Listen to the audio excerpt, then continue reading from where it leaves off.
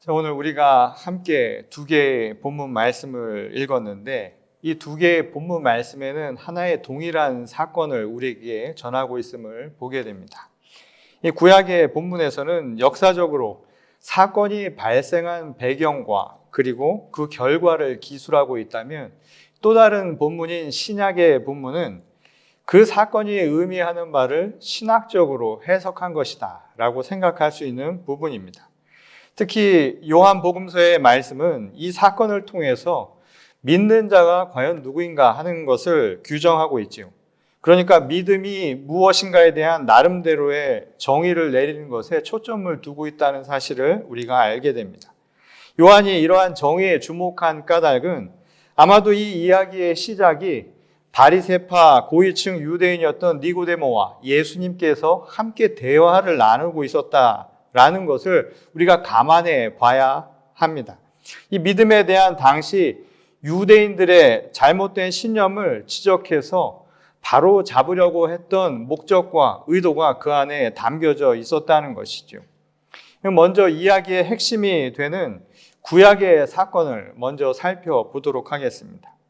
오늘 본문 민수기 말씀의 내용은 이스라엘 백성들이 출애굽하고 난 지 40여 년의 세월이 거의 지나갈 무렵에 이 막바지에 이르러서 일어난 한 사건을 우리에게 전하지요. 이 길어야 2달이면 도달할 거리를 40여 년이나 흘려서 지나 보냈으니 아마 그들에게 하루하루는 참 견디기 쉽지 않은 세월이었음을 우리가 짐작할 수 있습니다. 이 결과적으로 보면 이제 조금만 더 참으면 그 지긋지긋했던 광야 생활이 거의 끝나는 시점이었지만 당사자들은 그 사실을 전혀 알 리가 없었죠. 그러니 그들이 얼마나 힘이 들었을까 하는 것을 우리가 짐작할 수 있습니다. 광야 생활에 지친 그들의 상황이 얼마나 힘들고 또 절망적이었는가 하는 것을 추측할 수 있는 몇 가지 단서들을 우리가 알게 됩니다. 그 첫 번째는 출애굽 세대들의 몰락과 관련이 있지요. 모세의 형제인 미리암과 아론도 이미 이 사건이 일어날 즈음에는 이 땅에 존재하지 않는 상황이었습니다. 이 40여 년이란 세월은 당시 평균 수명을 우리가 고려해 볼 때 한 세대의 교체를 의미하는 것이기도 했지요. 이제 광야에서 새롭게 등장한 신세대들에게는 더 이상 믿고 의지할 어른이 없는 시대, 그러니까 스스로 자기가 개척해야만 하는 그런 상황을 의미하는 시점이었다는 겁니다.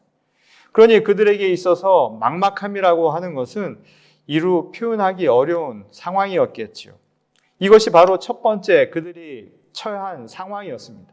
두 번째는 민족의 지도자인 모세도 가나안 땅으로 발을 들여놓지 못할 것이라는 지도력 부재가 주는 불안감이었습니다.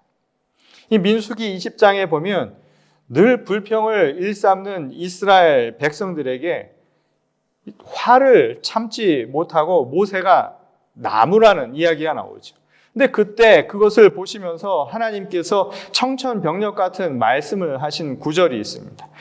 20장 12절에 보면 이런 말씀이 나오죠. 여호와께서 모세와 아론에게 이르시되 너희가 나를 믿지 아니하고 이스라엘 자손의 목전에서 내 거룩함을 나타내지 아니한 고로 너희는 이 회중을 내가 그들에게 준 땅으로 인도하여 드리지 못하리라 하시니라. 이것이 당시 이스라엘 백성들에게는 어떤 이야기로 들렸을까요? 아마 큰 충격을 받았을 것입니다. 왜냐하면 40여 년의 세월 동안 지도자가 이끌어왔고 그를 의지하고 믿으며 하나님이 부재하다고 느낄 때는 그나마 그에게 의지하며 살았던 민족이었기 때문입니다. 그러니 지도자의 공백은 앞으로 장차 일어날 미래의 불투명한 이 현실을 생각할 때 그들에게는 더욱더 불안감을 증폭시키는 원인이 아닐 수 없었다는 것이죠. 이 세 번째, 그들이 어려움을 겪을 수밖에 없었다라는 것을 짐작할 수 있는 또 다른 요인은 바로 주변의 외적인 상황이었습니다. 이 주변의 외적인 조건들도 그들이 걸어갔던 여정을 아주 어렵게 만들고 있는 장벽과 같은 위험 요소가 되었다는 것이죠. 오늘 본문 4절 말씀을 보면 이런 기록이 나오죠. 백성이 호르산에 출발하여 홍해 길을 따라 에돔 땅을 우회하려 하였다가 길로 말미암아 백성의 마음이 상하니라. 지금 이 이야기는 사실 하나님이 약속하신 이 가나안 땅에 들어가기 위해서 에돔 땅을 통과하면 그것이 그들이 갈 수 있는 지름길이었습니다. 그래서 그 지름길을 향해 가려고 하지만 에돔은 그들의 요청을 받아들이지 않죠. 그래서 결국 우회하여 크게 돌아가는 어려움을 겪어야만 했다는 겁니다. 이 오랜 광야 생활에 지친 그들에게 바로 눈앞에 고지가 있는데 그것을 갈 수 없게 만드는 이 외적인 환경조차도 그들에게 도움이 전혀 되지 않는 상황이 벌어졌다는 거예요. 그것이 바로 광야 생활을 하던 이들이 얼마나 힘들고 절망스러운 시간을 보내고 있었는가를 짐작하게 만드는 세 번째 요인이란 겁니다. 이것이 바로 이스라엘 백성들이 불평을 털어놓게 된 결정적인 원인이었다는 거예요. 살아서는 약속의 땅을 밟을 수 없을 것이라 생각한 이들에게 현실은 말 그대로 회피하고 싶은 고통 그 자체처럼 느껴질 수 있을 법한 상황이었다는 겁니다. 차라리 노예 생활을 하던 이집트에서의 상황이 더 나았을 것이라는 불평을 쏟아낸 것도 바로 이와 연관이 있었던 것이죠. 사실은 이렇게 처참한 상황에 이르도록 내버려 두신 하나님에 대한 그 하나님의 처사에 대한 불평과 불만을 토로한 것이 더 분명한 이야기라고 할 수 있을 것입니다. 이에 진노하신 하나님께서 그들에게 불뱀을 보내셔서 많은 사람들이 죽는 상황이 벌어지게 됩니다. 그러자 언제나처럼 두려움에 빠졌던 백성들은 다시 모세에게 찾아와 그들의 잘못을 용서해달라고 하나님 앞에 호소해달라고 간구를 하지요. 그리고 지도자인 모세는 그들의 의견을 받아서 하나님 앞에 간절한 마음으로 기도를 합니다. 그리고 용서를 구하죠. 그래서 이를 들으시고 하나님은 모세에게 오늘 8절 말씀을 통해서 이렇게 대답하셨습니다. 여호와께서 모세에게 이르시되 불뱀을 만들어 장대 위에 매달아라. 물린 자마다 그것을 보면 살리라. 그 말씀대로 그 결과 이 모세가 만들어 놓은 그 장대 위에 달린 놋뱀을 바라본 사람들마다 다 나았다.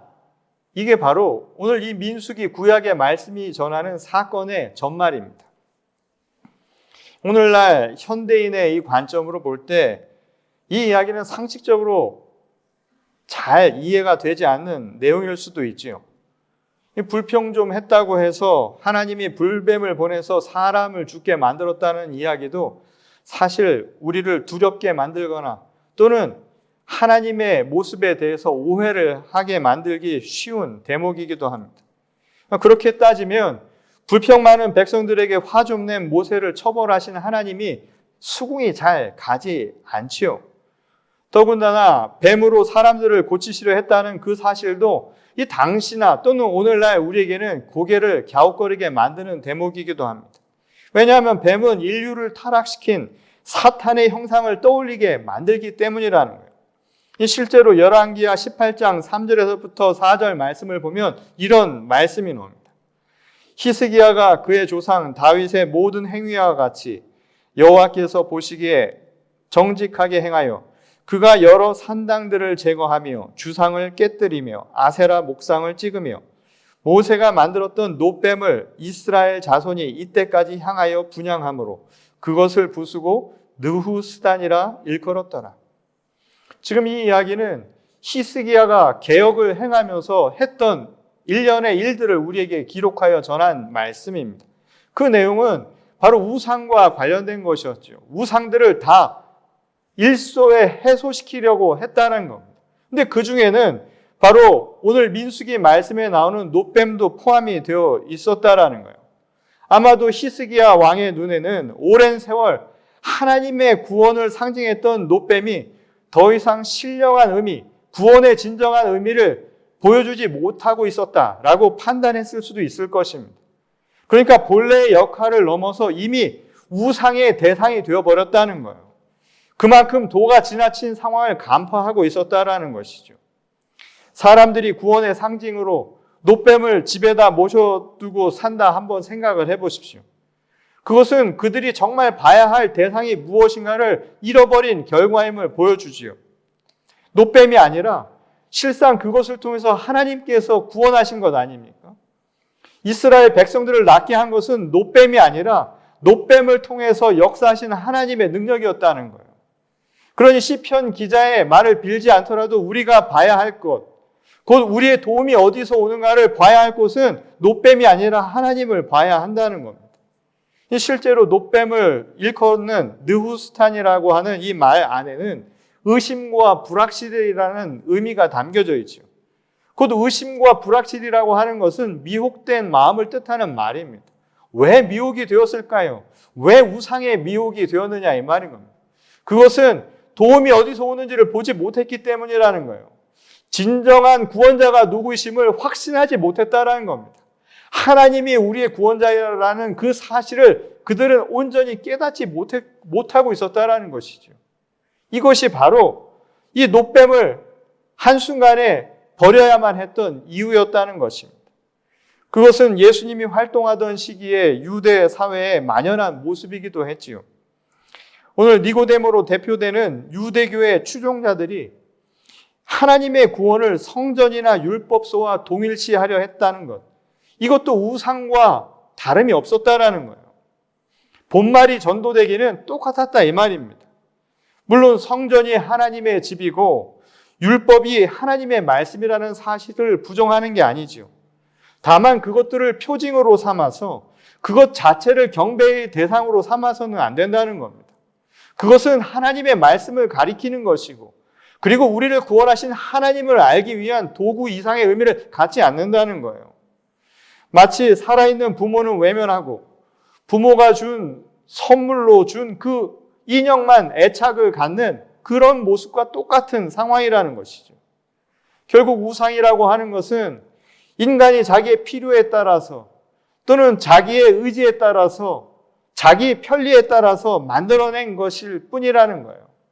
하나님이 아닌 대상을 스스로 만들어낸 것, 자신의 욕망을 투영시켜 버린 것에 지나지 않는다는 겁니다.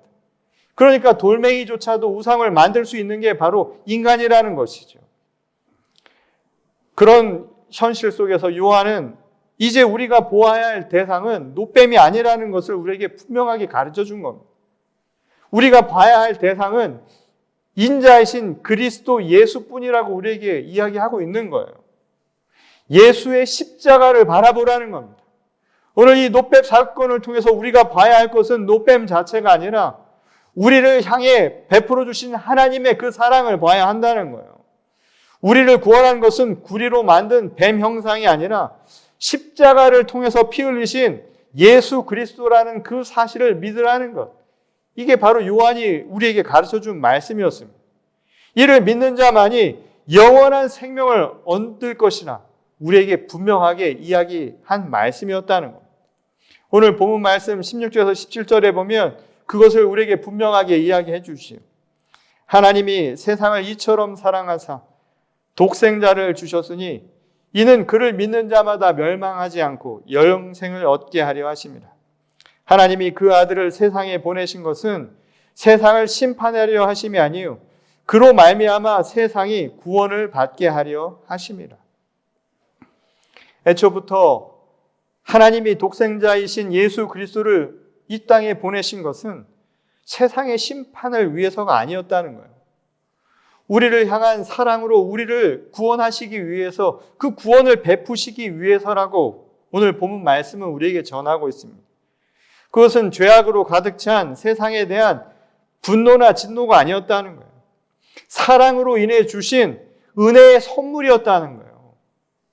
곧 노뱀으로 형상화된 진정한 십자가는 우리에게 나타낸 하나님의 분노와 심판을 나타내려고 하는 것이 아니라 곧 우리를 향한 하나님의 사랑, 곧 구원을 베푸시기 위한 선물이었다는 것을 기억하라는 말씀이었다는 겁니다.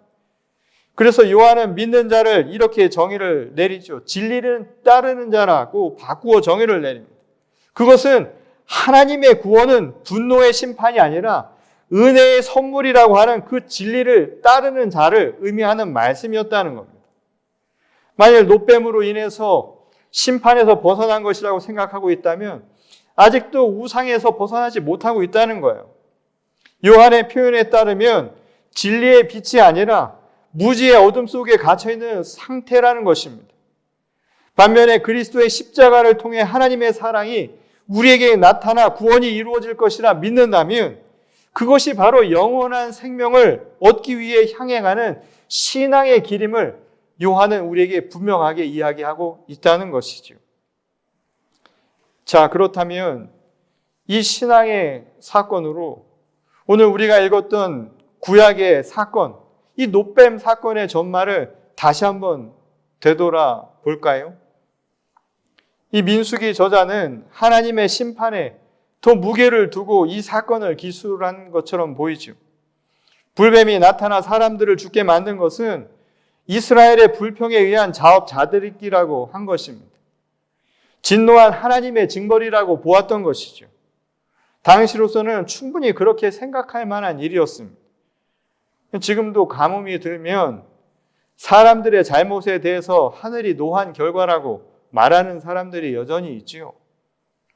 팬데믹도 부패한 인간 사회를 향한 하나님의 심판이라고 말하지 않습니까? 오늘 이 마이크가 잘 안 나오는 것도 우리의 믿음의 부족이라고 생각하는 분들이 여전히 있을 수도 있습니다. 우리가 알 수 없는 재난과 삶의 고난을 하나님의 징벌로 설명하려는 경향은 여전히 우리 가운데 강하게 남아있는 현상이라는 거예요. 그런데 그것은 대개가 인과관계가 불분명하죠. 근거가 없다라는 거예요. 근거가 없다라는 점에서 미신과 크게 다를 바 없다는 것이죠.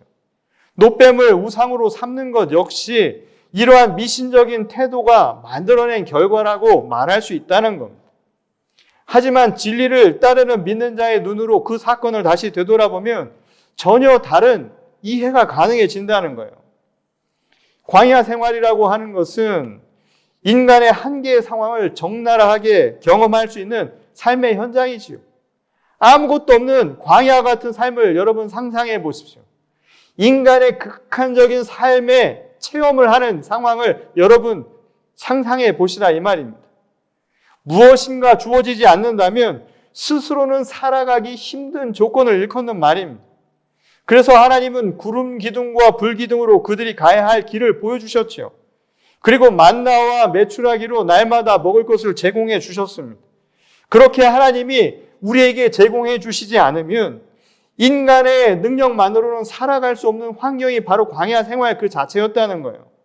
그러니까 굳이 뱀이 아니더라도 우리가 적이나 맹수나 우리가 주어진 환경이라고 하는 것은 피할 곳이 없어서 생존 자체가 불가능한 환경이었다는 겁니다. 그러니까 광야는 살아있는 것, 생명보다 죽음이라고 하는 것이 어쩌면 더 당연한 곳일 수 있다는 거예요. 우리의 삶도 한번 생각을 해보십시오. 우리는 살아가는 것을 당연하게 여기며 살아가지만 사실상 우리에게 주어진 조건들이 해결되지 않는다면 우리는 죽은 목숨이나 다름없다는 거예요. 공기를 자기 마음대로 할 수 있습니까? 물을 자기 마음대로 할 수 있습니까? 주어진 환경들이 따르지 않으면 인간은 자기의 능력만으로는 자기 혼자만으로는 결코 살아갈 수 없는 것이 바로 인간의 환경이라는 겁니다. 마태복음 6장에서 주님이 가르쳐 주신 기도는 바로 이러한 광야의 삶을 아주 정확하게 반영한 것이라 할 수 있지요. 이 마태복음 6장 11절에서 13절을 보면 우리가 항상 예배를 통해서 고백하는 주기도문의 일부가 나오죠. 오늘 우리에게 일용할 양식을 주시옵고 우리가 우리에게 죄진 자를 사하여 준 것 같이 우리 죄를 사하여 주시옵고 우리를 시험에 들게 하지 마시옵고 다만 악에서 구하시옵소서. 지금 이 이야기가 왜 나왔는가를 잘 생각해 보십시오. 광야와 같이 결코 혼자서는 살 수 없는 삶을 생각하고 이 기도를 할 수밖에 없다는 거예요. 일용할 양식도 주어지지 않으면 인간은 살 수 없는 거예요. 그러니 하루하루 먹고 사는 것도 감사의 제목일 수밖에 없다는 겁니다. 죄에 대한 이야기도 마찬가지라는 거예요.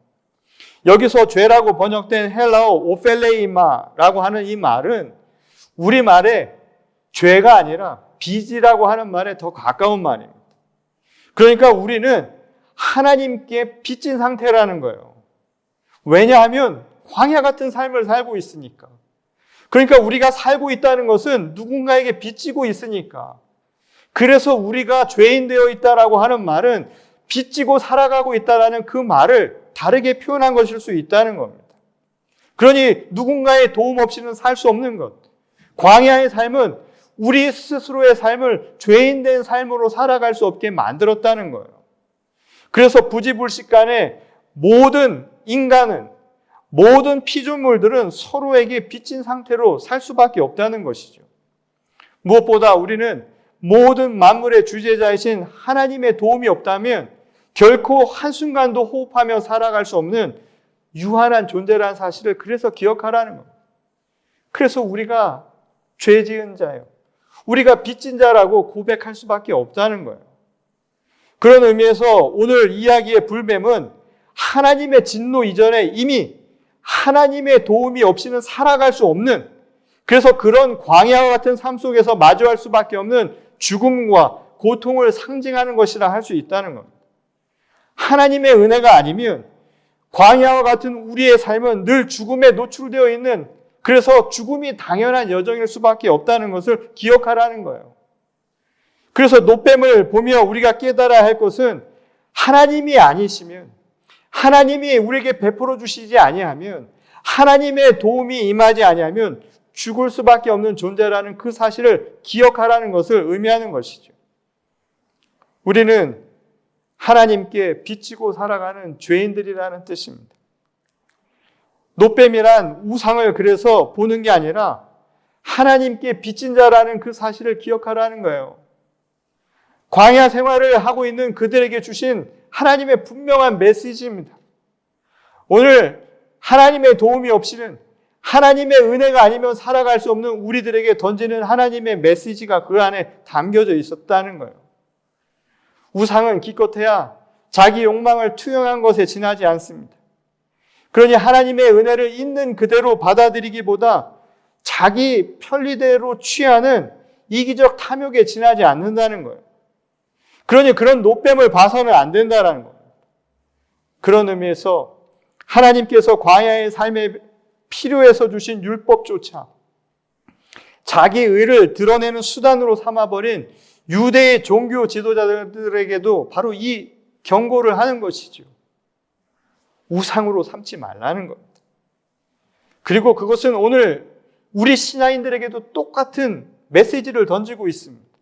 오늘 어쩌면 우리도 봐야 할 것은 보지 않고 우상을 만들어서 섬기고 있는 것은 아닌가 생각해 봐야 한다는 거예요. 자기가 믿는 바, 그 믿는 바를 스스로 믿어버리면 그것이 바로 우상과 다름없다는 겁니다. 오늘 우리들의 삶은 광야와 같은 삶이라는 거예요. 하나님의 은혜가 없이는, 하나님의 도움이 없이는 결코 한순간도 살아갈 수 없다는 것. 그것이 바로 우리 신앙의 고백이 되어야 한다는 것입니다. 요한이 오늘 노뱀이 아니라 십자가에 달려 돌아가신 그리스도 예수를 바라보라고 한 이유가 바로 여기에 있습니다. 그리스도를 통해서 세상을 향해 한없이 베풀어 주신 하나님의 사랑을 깨달으라는 거예요. 우리가 지금 하나님의 빚진 자로 살고 있다는 그 사실을 인정하라는 것입니다. 신앙은 우리의 빚을 탕감하기 위해 스스로 희생 제물이 되신 그리스도의 대속의 은총을 바라보게 하는 힘이지요. 그래서 광야 같은 오늘 우리의 삶에 감사하는 마음을 갖게 해준다는 것입니다. 지금도 우리의 삶 속에서 헤아릴 수 없을 만큼 베풀어 주고 계시는 하나님의 은혜를 깨달으라는 것입니다. 이를 통해서 비록 불뱀처럼 우리 삶에 위협이 되는 수많은 요인들이 우리를 힘들게 할지라도, 우리에게 도전을 줄지라도 생명의 주인 되신 하나님이 우리와 함께 하시다는 그 사실, 바로 그 십자가의 진리를 통해서 우리가 그것을 믿고 의지하며 오늘을 날마다 기쁨과 소망 가운데 살아가는 것입니다. 오늘 이것이 우상이 아닌 신앙의 힘으로 살아가는 진정한 성도들의 모습이라는 거예요. 오늘 우리 시대에도 우리는 모든 것을 갖추고 살아있다 생각할지 모르지만 우리의 육과 영은 하나님의 도움이 없이는 한순간도 살아갈 수 없는 존재임을 우리가 깨달아야 합니다. 우리의 능력과 우리의 지식과 우리의 이성이 아무리 발전한다 할지라도 우리는 하나님의 도움이 없이는 결코 한순간도 살아갈 수 없는 존재임을 깨달아야 한다는 것이죠. 오늘 십자가의 그 피 흘리심을 바라보며 깨달아야 할 것입니다. 오직 도움은 하나님께로부터 오는 것이요. 지금도 우리의 삶 속에서 하나님은 우리를 이처럼 사랑하셔서 그 독생자를 통하여 우리에게 한없는 사랑을 베풀고 계시다라는 그 신앙으로, 그 믿음으로 오늘 하루도 굳건히 견디고 이겨내며 승리하며 광야의 끝을 향해 끝까지 선한 싸움을 다 싸우는 우리 모두가 될 수 있기를 바랍니다. 그것이 바로 오늘 우리에게 주시는 하나님의 메시지임을 깨닫고 진정으로 십자가를 바라볼 수 있는 저와 여러분 모두가 될 수 있기를 주님의 이름으로 간절히 축원합니다. 우리 다 같이 기도하시겠습니다. 우리를 이처럼 사랑하사 독생자 그리스도 예수를 보내어 주신 아버지 하나님, 그 피로 말미암아 우리가 살고 있음을 고백하게 하여 주시옵소서. 보여지는 그 무엇이 아니라, 우상이 아니라 오직 하나님만이 우리의 도움이시오 우리의 생명이심을 고백할 수 있는 저희 모두로 삼아 주시옵소서. 이 시간 하나님의 은혜를 간절히 간구하는 자들마다 영원한 생명을 허락하시고 또한 그 영원한 생명의 길을 향해 가는 오늘 우리의 광야 같은 삶도 하나님께서 기쁨과 소망으로 이끌어 주시기를 간절히 간구하오며 살아계신 우리 주 예수 그리스도의 이름으로 간절히 기도드렸습니다. 아멘.